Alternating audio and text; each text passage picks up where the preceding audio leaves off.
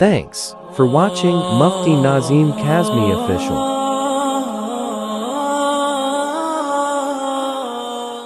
أعوذ بالله من الشيطان الرجيم بسم الله الرحمن الرحيم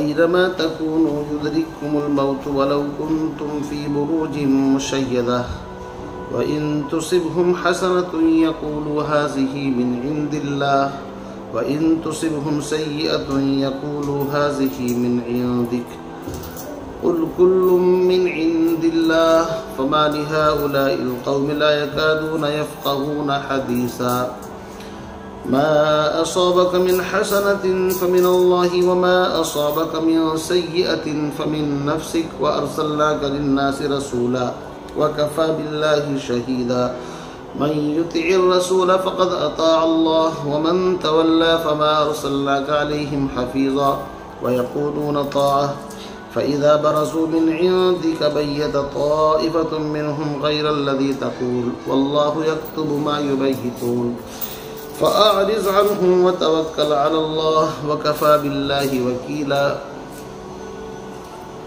صدق الله العظيم.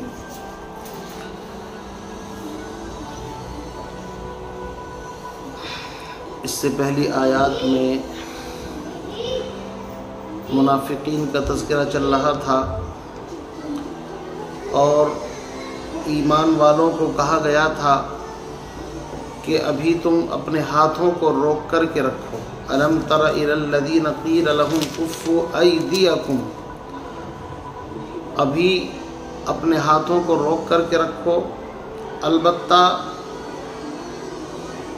اقیموا الصلاۃ وآتوا الزکاۃ، اپنے آپ کو اندر سے مضبوط کرو، نمازوں کی پابندی، زکوٰۃ کی ادائیگی، تاکہ مال کی محبت دل سے نکلے، اور پھر جب اللہ کا حکم آ جائے تمہارے اوپر تو پھر جان مال کی قربانی دینا تمہارے لیے آسان ہو جائے. چنانچہ 13 سال کے بعد جب اللہ کی طرف سے حکم آیا کہ اب دشمن کے ساتھ تم لڑ سکتے ہو، تو منافقین ان کا حال یہ تھا کہ لوگوں سے اس طرح ڈرنے لگے جیسے کہ انسان اللہ سے ڈرتا ہے. فلما کتب علیہم القتال اذا فریق منہم یخشون الناس کخشیۃ اللہ او اشد خشیہ. وقالو، اور منافق یہ کہنے لگے، ربنا، اے ہمارے پروردگار، لما کتبت علینا القتال، آپ نے ابھی سے ہم پر یہ قتال کا حکم کیوں نازل کر دیا؟ لولا اخرتنا الی اجل قریب، تھوڑی سی مہلت اور دے دی ہوتی. تو ظاہر بات ہے یہ سب دنیا کی محبت، مال و دولت کی محبت کی وجہ سے انسان ایسا کرتا ہے. تو اللہ نے اس کا علاج بیان فرمایا، قل متاع الدنیا قلیل، کہ جس دنیا کے اوپر تم ریجھ رہے ہو یہ تو بہت متاع قلیل ہے، معمولی سی چیز ہے. والآخرۃ خیر لمن اتقی، اور آخرت جو ہے وہ بہترین ہے پرہیزگاروں کے لیے اور اعلیٰ درجے کی چیز ہے. والآخرۃ خیر لمن اتقی. اس کے بعد چونکہ انسان کی فطرت یہ ہے، خاص طور سے جب تک اس کا ایمان اللہ کی ذات پر نہیں ہوتا، تو وہ یہ سمجھتا ہے کہ میدان میں نکلنے سے، دشمن کے مقابلے پر جانے سے میری جان چلی جائے گی، اور انسان سوچتا ہے جان ہے تو جان ہے. تو اللہ رب العزت نے اس کا جواب دیا، اینما تکونوا یدرککم الموت، تم جہاں بھی کہیں چلے جاؤ، اینما تکونوا، جہاں بھی کہیں چھپ جاؤ، چلے جاؤ، یدرککم الموت، موت کے لمبے ہاتھ وہاں پر پہنچ جائیں گے، موت تمہیں آ دبوچے گی، پکڑ لے گی موت. وَلَوْ كُنْتُمْ فِي بُرُوجٍ مُشَيَّدَةٍ، اگرچہ تم مضبوط قلعوں کے اندر بند ہو جاؤ.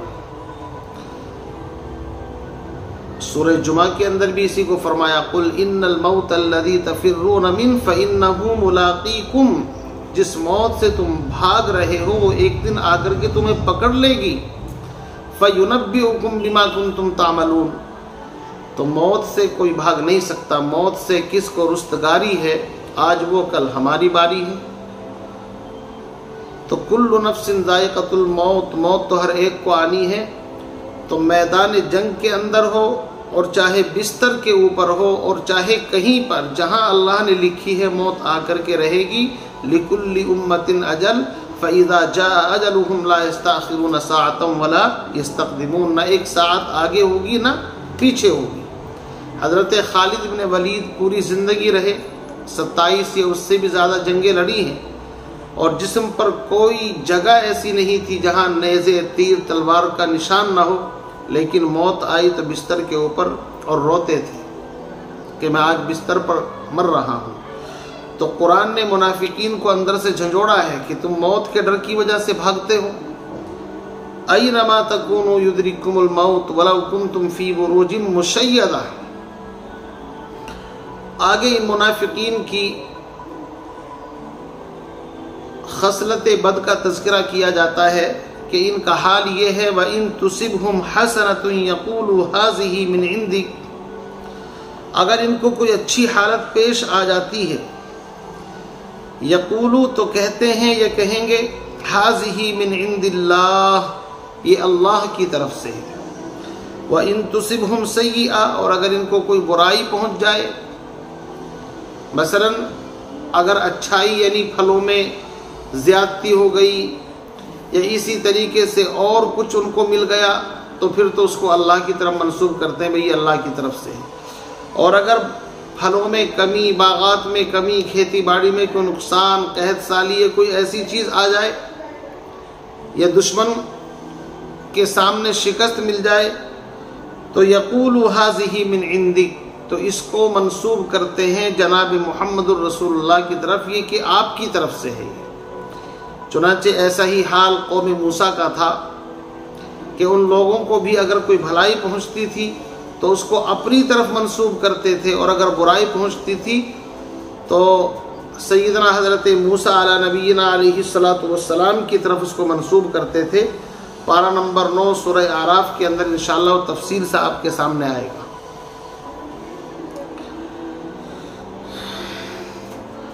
تو اس کے جواب میں اللہ نے فرمایا قُلْ كُلٌّ مِّنْ عِنْدِ اللَّهِ، اے نبی آپ اعلان کر دیجئے کہ اچھائی ہو یا برائی، چونکہ ہر چیز تو اللہ کے قبضے قدرت کے اندر ہے۔ ایسا نہیں کہ شر کا خالق اور ہو، خیر کا خالق اور ہو، دو خالقوں نہیں، خالق سب کا ایک ہے۔ قُلْ كُلٌّ مِّنْ عِنْدِ اللَّهِ، آپ فرما دیجئے کہ سب کچھ اللہ رب العزت کی طرف سے ہے۔ فَمَا لِهَٰؤُلَاءِ الْقَوْمِ لَا يَكَادُونَ يَفْقَهُونَ حَدِيثًا، سو ان لوگوں کو کیا ہو گیا کہ بات سمجھنے کے قریب بھی نہیں جاتے، عقل دانی اور سمجھ فہم بالکل ختم ہو چکی ہے، اتنی بات بھی نہیں سمجھتے۔ آگے فرمایا مَا أَصَابَكَ مِنْ حَسَنَةٍ فَمِنَ اللَّهِ وَمَا أَصَابَكَ مِنْ سَيِّئَةٍ فَمِنْ نَفْسِكَ، میرے محبوب تجھے جو کچھ بھی بھلائی پہنچتی ہے فمن اللہ، وہ اللہ کی طرف سے ہے۔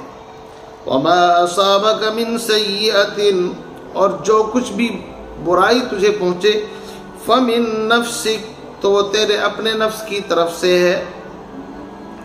کیا مطلب؟ قرآن پاک میں اس سے پہلے بھی کئی مقام پر یہ بات آ چکی ہے، جیسے کہ سورہ شورا میں اللہ نے فرمایا وما اصابکم من مصیبۃ فبما کسبت ایدیکم ویعفو عن کثیر۔ دیکھو یاد رکھو، نیکی ہو یا برائی، ہر چیز کا خالق اللہ ہے، لیکن جب نیکی انسان کرتا ہے اس کے اسباب پیدا کر دیے جاتے ہیں، اللہ خوش ہوتا ہے۔ برائی انسان کرتا ہے، اسباب اس کے بھی پیدا کر دیے جاتے ہیں، لیکن اللہ ناراض ہوتا ہے، اللہ کی مدد شامل حال نہیں ہوتی۔ لیکن چونکہ انسان کو آزادی ہے تو اس آزادی کا غلط استعمال کرتا ہے تو اس کو سزا دی جاتی ہے اس چیز کے اوپر۔ تو فرمایا ویسے ہر چیز انسان کے اندر جتنی صلاحیتیں ہیں، استعداد ہیں، وہ سب اللہ کی طرف سے ہے۔ ظہر الفساد فی البر والبحر بما کسبت ایدی الناس، خشکی اور تری میں فساد اور بگاڑ انسانوں کے اعمال کی وجہ سے ہے۔ فرمایا وَأَرْسَلْنَاكَ لِلنَّاسِ رَسُولًا، اور میرے محبوب ہم نے آپ کو لوگوں کے لیے رسول بنا کر کے بھیجا ہے۔ کوئی آپ کی اطاعت کرے تو بھی ٹھیک، نہیں اطاعت کر رہا ہے تو وہ جانے آپ کے اعمال میں، آپ کے اجر میں کوئی کمی نہیں ہوگی۔ وَكَفَى بِاللَّهِ شَهِيدًا، اور اللہ بطور گواہ کے کافی ہے۔ کوئی آپ کو رسول نہ مانے تو کسی کے نہ ماننے سے کام تھوڑی چلے گا۔ اگر کسی ملک کا وزیر اعظم اپنے اختیار کو استعمال میں لاتے ہوئے اور مہر لگا کر کے سائن کر کے کسی کو کسی صوبے کا گورنر بنا کر کے بھیج دے، اور وہ جا کر کے کہے کہ میں فلاں کی طرف سے وائسرائے یا یہاں کا گورنر یا فلاں عہدے کے اوپر بھیجا گیا ہوں، اور وہ لوگ کہیں کہ ہم تو آپ کو نہیں مانتے، تو ظاہر بات ہے ان کے نہ ماننے سے کیا فرق پڑے گا؟ ان کو تو چونکہ سرٹیفکیٹ دے کر کے بھیجا گیا ہے۔ ایسے ہی جناب رسول اکرم صلی اللہ علیہ وسلم کی ذات گرامی ہے، اللہ نے آپ کو، اپنے نبی کو نبی بنا کر کے بھیجا ہے، اور ختم نبوت کا تاج آپ کے سر کے اوپر رکھ کر کے بھیجا ہے۔ اس لیے منافق اگر آپ کی اطاعت نہیں کر رہے ہیں تو آپ ان کو چھوڑیے۔ اسی کو فرما من یطیع الرسول فقد اطاع اللہ، یاد رکھو جو رسول کی اطاعت کرے گا سمجھو اس نے اللہ کی اطاعت کی۔ رسول کی اطاعت اللہ کی اطاعت ہے۔ مصطفیٰ ہرگز نہ گفتے تا نہ گفتے جبرائیل، اور جبرائیل اشہم نہ گفتے تا نہ گفتے کردگار، اور علم غیب کس نمی جا داند بجز پروردگار، ہر کے گوید او بداند ہرگز باور مدار۔ یہ سلسلہ ہے، اللہ جبریل کو کہتے ہیں، جبریل آ کر کے وہ پیغام اللہ کے نبی تک پہنچاتے ہیں۔ اس لیے کہا کہ محمد سے وفا تو نے تو ہم تیرے ہیں، یہ جہاں چیز ہے کیا لوح و قلم تیرے ہیں۔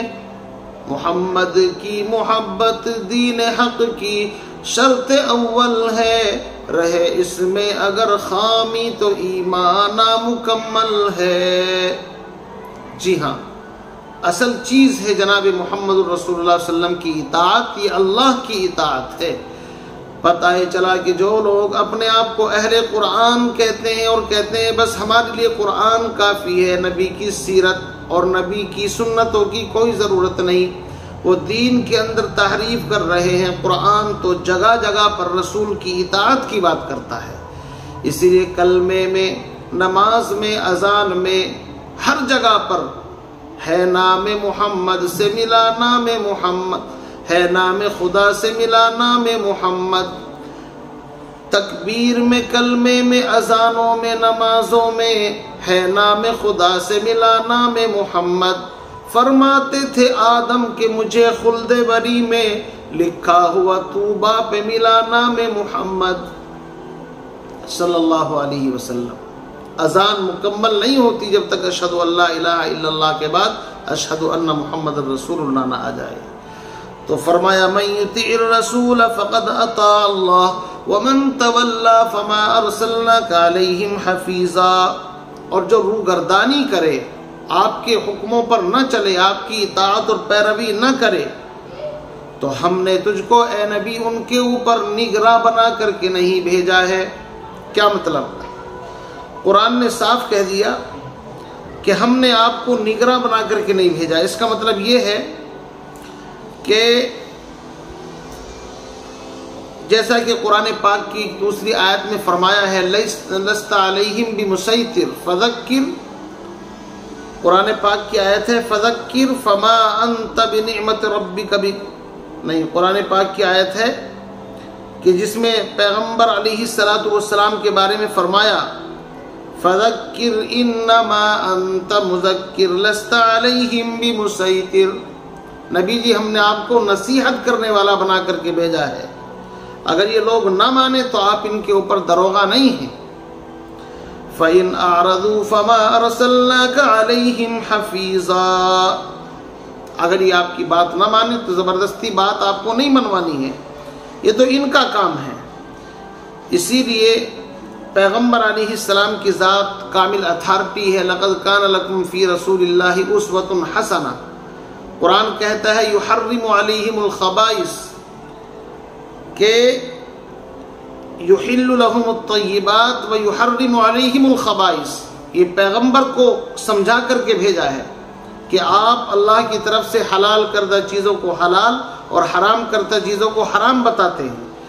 اسی لیے حدیث پاک کے اندر فرمایا من اطاعنی فقد اطاع اللہ ومن احبنی فقد احب اللہ، جس نے میری اطاعت کی اس نے اللہ کی اطاعت کی، جس نے مجھ سے محبت کی اس نے اللہ سے محبت کی۔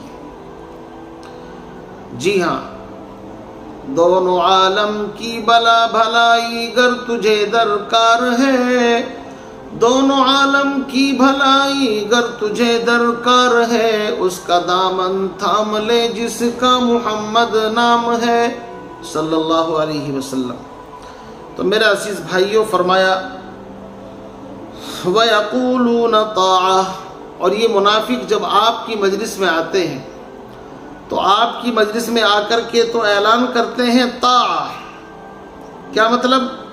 اے امرنا و شأننا طاعہ، ہماری ذمہ داری ہے اور ہمیں کام یہ دیا گیا ہے کہ ہم صرف آپ کی اطاعت کریں، آپ کی اطاعت ہی ہمارا اولین مقصد ہے۔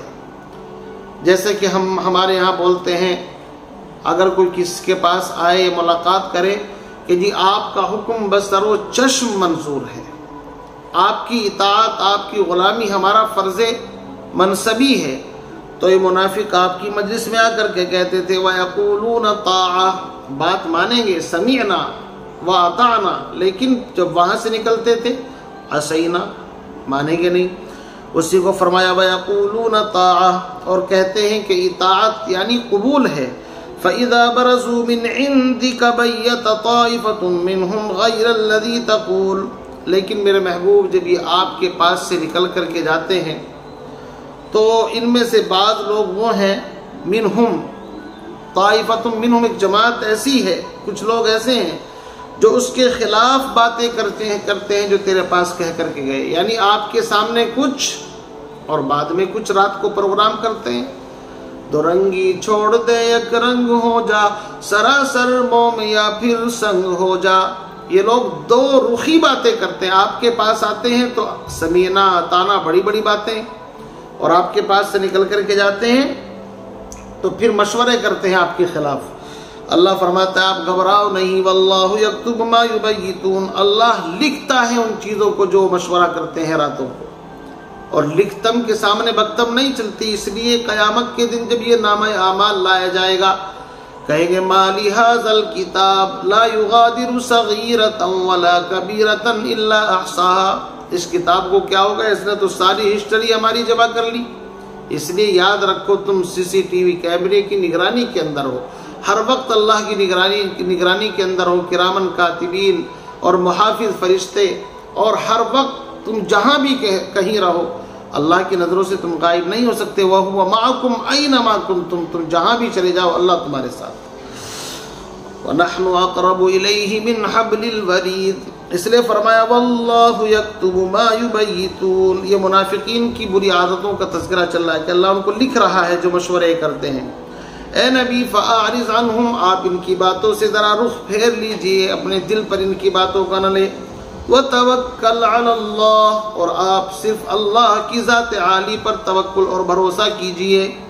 وَكَفَى بِاللَّهِ وَكِيلًا، اور اللہ کافی ہے، کارساز ہے۔ بس جب اللہ کافی ہے اور وہ کارساز ہے، وکیل ہے، تو اللہ رب العزت آپ کی حمایت اور مدد کے لیے ہر وقت موجود ہیں۔ آپ کوئی منافقین سے ذرہ برابر کسی طرح کی الجھن پریشانی میں پڑنے کی کوئی ضرورت نہیں۔ اب آگے فرماتے ہیں قرآن میں تدبر کی دعوت دی جاتی ہے۔ افلا یتدبرون القرآن، کیا یہ لوگ قرآن پاک میں غور نہیں کرتے؟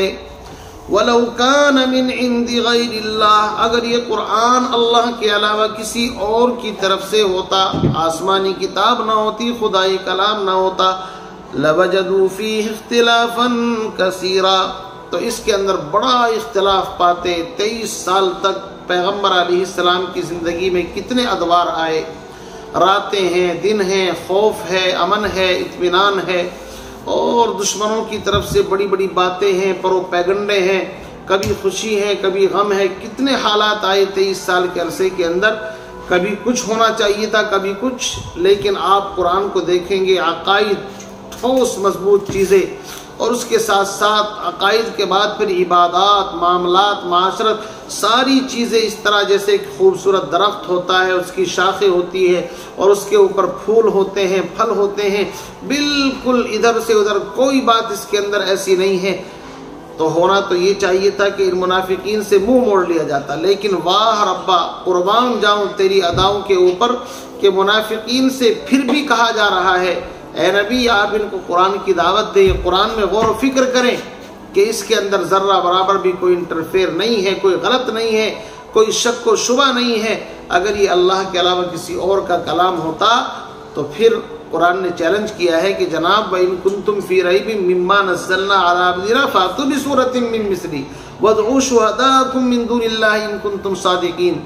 پتہ یہ چلا کہ تدبر قرآن بڑی دولت ہے، لیکن تدبر قرآن ہر بندے کے بس کی بات نہیں ہے کہ ہر بندہ اپنی طرف سے اس کے اندر تدبر کرنا شروع کر دے، بلکہ یہ اہل علم خاص لوگوں کا کام ہے۔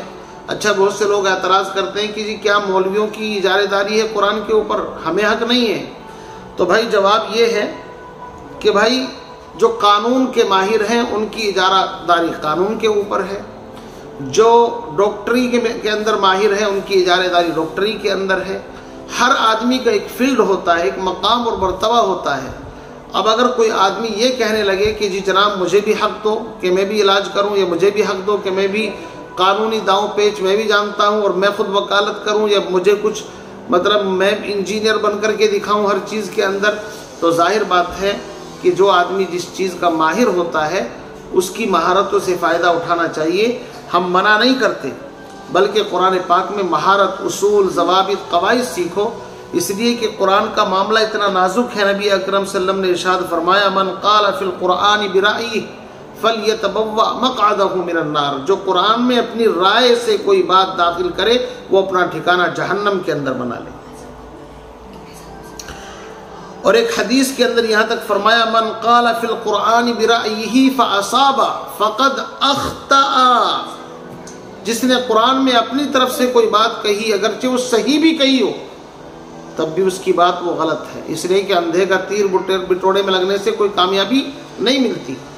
اس لیے میرے عزیز بھائیوں قرآن پاک سیکھو، پڑھو، علماء کی مجالس میں بیٹھو، قرآن کے تفسیری حلقوں کے اندر شرکت کیا کرو۔ ہمارے یہاں ہر جمعرات کو عشاء کے بعد 1 گھنٹہ درس قرآن ہوتا ہے الحمدللہ، چوہان بانگر سلیم جامع مسجد گلی نمبر 4 اور 2 کے درمیان اس مسجد کے اندر، اور الحمدللہ مستقل فجر کے بعد درس قرآن 20 منٹ ہوتا ہے تقریباً روزانہ کنٹینیو۔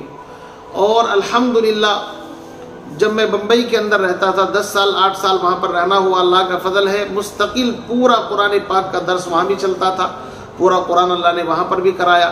اور اس سے پہلے میرٹھ سلاپور رہنا ہوا، وہاں پر بھی ایک مرتبہ تفسیر کا اللہ نے کام لیا ہے۔ تو مجھے قرآن پاک سے ٹوٹی پھوٹی جو بھی مناسبت ہے میں اس کی روشنی میں عرض کر رہا ہوں کہ قرآن پاک کی تفسیر کا کام ہر بندے کے بس کی بات نہیں ہے۔ اس لیے ہم کہتے ہیں ڈاکٹر صاحب کو چاہیے ڈاکٹری کریں، انجینئر صاحب کو چاہیے انجینئری کریں، اور علماء کا کام یہ ہے کہ وہ دین کی باتوں کو، تدبر قرآن کو اور قرآن پاک کو صحیح طریقے سے سمجھائے۔ اس لیے کہ قرآن کی ذمہ داری انا انزلنا الیک الکتاب بالحق لتحکم بین الناس بما اراک اللہ الف لام را کتاب انزلناہ الیک لتخرج الناس من الظلمات الی النور۔ یہ قرآن اندھیروں سے روشنی میں لانے کے لیے نازل کیا گیا ہے اللہ کی طرف سے، اسی لیے فیہ شفاء للناس، اس میں لوگوں کے لیے اللہ کی طرف سے شفا رکھی گئی ہے۔ تو عام آدمی کا کام ہے اس سے حلال حرام کو سمجھ لے گا، موٹے موٹے واقعات پڑھ لے گا، لیکن تدبر قرآن، اس کی گہرائی تک پہنچنا یہ انہی لوگوں کا کام ہے کہ جن کو اللہ نے خاص بصیرت عطا فرمائی ہے۔ حضرت ابو بکر صدیق کتنے عظیم انسان ہیں، ان کے بارے میں آتا ہے کہ کسی نے ان سے سورہ عبس کی ایک آیت ہے وَفَاكِهَةً وَأَبًّا، اس کا مطلب پوچھا، تو حضرت سیدنا ابو بکر صدیق رضی اللہ تعالیٰ عنہ نے فرمایا ایُّ سماء تُظِلُّنِی، کون سا آسمان مجھے پناہ دے گا، او ایُّ ارض تُقِلُّنِی، ان قلت فی کتاب اللہ لا اعلم تاریخ الخلفاء میں یہ جملہ مذکور ہے کہ مجھے کون سا آسمان سایہ دے گا اور کون سی زمین مجھے اٹھائے گی اگر میں اللہ کی کتاب کے بارے میں وہ بات کہہ دوں جس کا مجھے علم نہیں ہے۔ تو مفسر کی ذمہ داری یہ ہے کہ قرآن پاک کی تفسیر سب سے پہلے قرآن کو قرآن کی روشنی میں سمجھائے، پھر قرآن کو نبی کی سیرت، نبی کی صورت، نبی کے اقوال کی روشنی میں سمجھائے، پھر قرآن پاک کی تفسیر کو اقوال صحابہ، فقہا، مجتہدین، دینی علماء، انہوں نے جو کچھ اس کے بارے میں کہا اس کی روشنی کے اندر قرآن پاک کی تفسیر کو سمجھائے۔ اس لیے میرے عزیز بزرگوں بھائیوں، یہ نازک معاملہ ہے، اس کو سیکھنا چاہیے، اور ہر فن کا جو آدمی ہوتا ہے اس فن کے آدمی سے اس سلسلے میں رہنمائی حاصل کرنی چاہیے۔ آگے منافقین کا حال بیان کرتے ہیں، وَإِذَا جَاءَهُمْ أَمْرٌ مِّنَ الْأَمْنِ أَوِ الْخَوْفِ أَذَاعُوا بِهِ۔ یہ منافق بغیر پروں کی بہت اڑاتے تھے کہ جب ان کے پاس پہنچتی ہے کوئی خبر امن کی یا ڈر کی تو اس کو مشہور کر دیتے ہیں لوگوں میں۔ وَلَوْ رَدُّوهُ إِلَى الرَّسُولِ وَإِلَى أُولِي الْأَمْرِ، اور اگر اس کو پہنچا دیتے رسول تک یا ان لوگوں تک جو اولو الامر ہیں، حکام تک یا دینی علماء، فقہا، مجتہدین تک، لَعَلِمَهُ الَّذِينَ يَسْتَنبِطُونَهُ مِنْهُمْ، تو تحقیق کرتے اس کو جو ان میں تحقیق کرنے والے ہیں اس کی۔ کیا مطلب؟ مطلب یہ ہے کہ بغیر پروں کی اڑانا، محض افواہ پھیلانا، اور خصوصاً اس دور میں جب کہ ابھی دین اسلام کی فاؤنڈیشن رکھی جا رہی ہے، قدم قدم پر دشمنوں کا خوف ہے۔ منافقین کیا کرتے تھے؟ باہر سے کوئی قافلہ ہے، جی کہاں سے آنا ہوا؟ وہاں سے، تو کہتے جی مسلمان وہاں پر شکست کھا گئے، اجی فلاں قبیلہ مرتد ہو گیا، یہ ہو گیا، وہ، چاروں طرف سے پیر اکھاڑنے کی باتیں کرتے تھے۔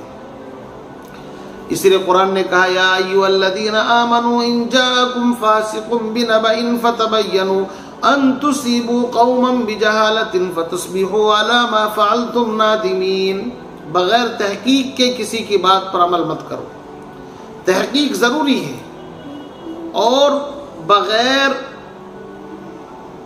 اٹکل پچو باتیں کرنا، بغیر تحقیق کے باتیں کرنا، اس سے تو نظام درہم برہم ہو جاتا ہے۔ اور منافقین کا کام یہی تھا۔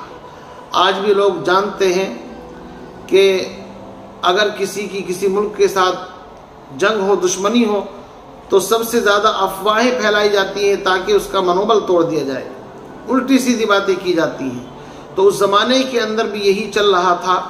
وہ لوگ مسلمانوں کو، مٹھی بھر جماعت کو چاروں طرف سے پریشان کرنے کی کوششیں کی جاتی تھی، تو قرآن نے اس کے اوپر قدغن لگایا اور کہا کہ بغیر تحقیق کے مت اڑایا کرو باتیں۔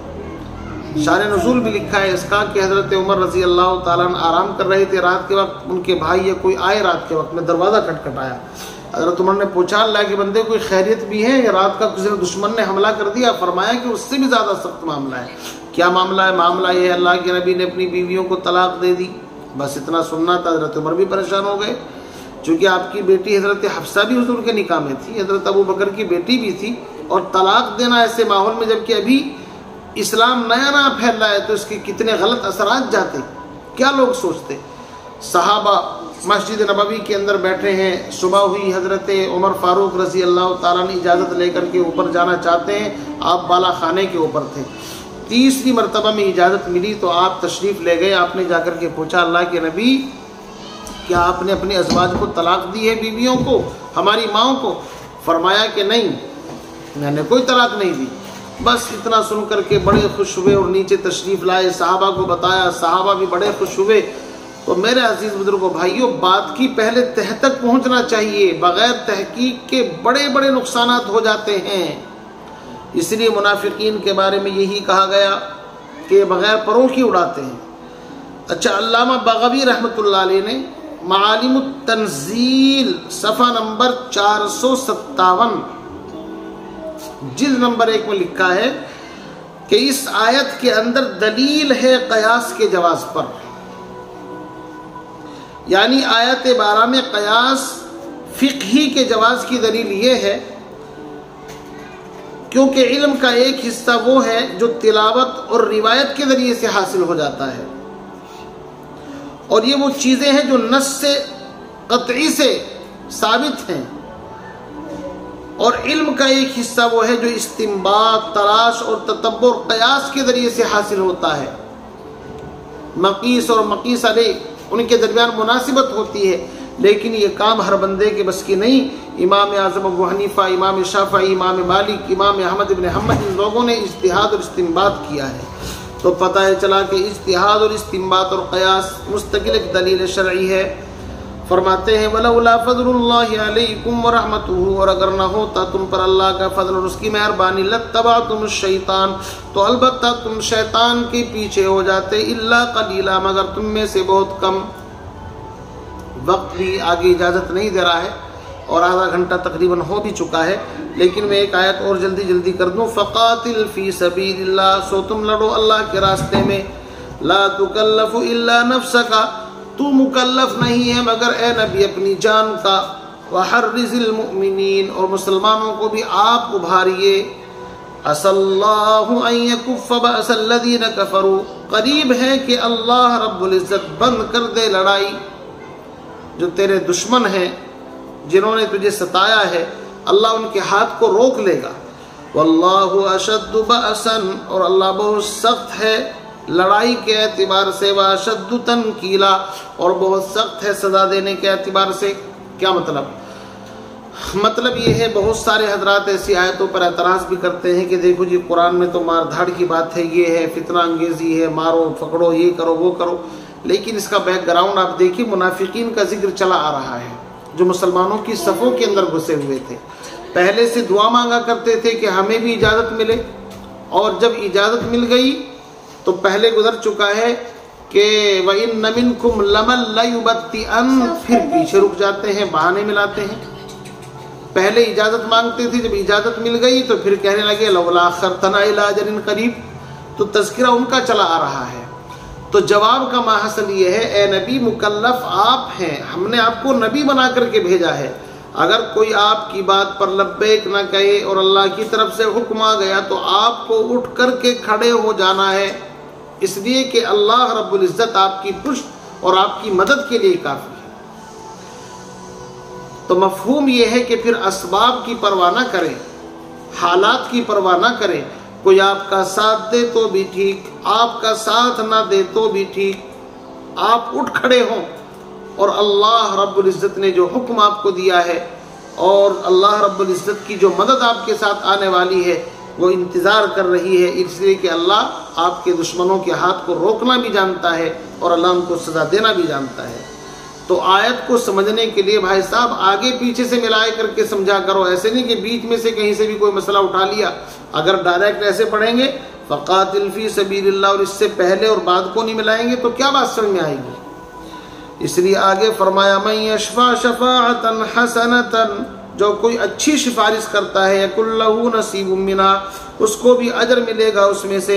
وَمَن يَشْفَعْ شَفَاعَةً سَيِّئَةً، اور جو شخص کوئی سفارش کرے کسی بری بات کی، يَكُن لَّهُ كِفْلٌ مِّنْهَا، تو اس پر بھی ایک بوجھ ہے اس میں سے، کفل مانے بوجھ، چونکہ اچھی سفارش اس کے لیے نصیب حصہ ہے اور بری سفارش بوجھ ہے۔ وَكَانَ اللَّهُ عَلَىٰ كُلِّ شَيْءٍ مُقِيتًا، اور اللہ ہر چیز پر قدرت رکھنے والا ہے، اللہ ہر چیز پر نگراں ہے، اللہ ہر چیز پر محافظ ہے، اللہ ہر مخلوق کو روزی دینے والا ہے۔ کئی ترجمے اس کے کیے گئے ہیں۔ میرے بھائی آپ جانتے ہیں اچھی بری سفارش، اس میں یہ بات یاد رکھیے کہ سفارش اس چیز کا مطلب یہ ہوتا ہے کہ ایک آدمی اپنا حق کسی سے نہیں مانگ سکتا، وہ کمزور ہے، آپ آگے بڑھ کر کے اس کے حق کی بات کر دیجئے، باقی کوئی دباؤ نہیں بنانا ہے۔ اور سفارش حق اور جائز کام کی ہونی چاہیے، کوئی دباؤ نہ ہو، ناجائز کام کی سفارش نہ ہو، اس کے اوپر کوئی رشوت نہ لی جائے۔ تو حدیث پاک کے اندر فرمایا اللہ کے نبی علیہ السلام نے کہ بھائی تم سفارش کر کے اپنا اجر لے لیا کرو، اشفعوا فلتؤجروا ويقضي الله على لسان رسوله ما شاء، تم سفارش کر دیا کرو، تم کو ثواب دیا جائے گا، اور اللہ اپنے رسول کی زبانی جو چاہے گا فیصلہ فرما دے گا۔ اس لیے اچھی سفارش کرنا کوئی بری بات نہیں ہے۔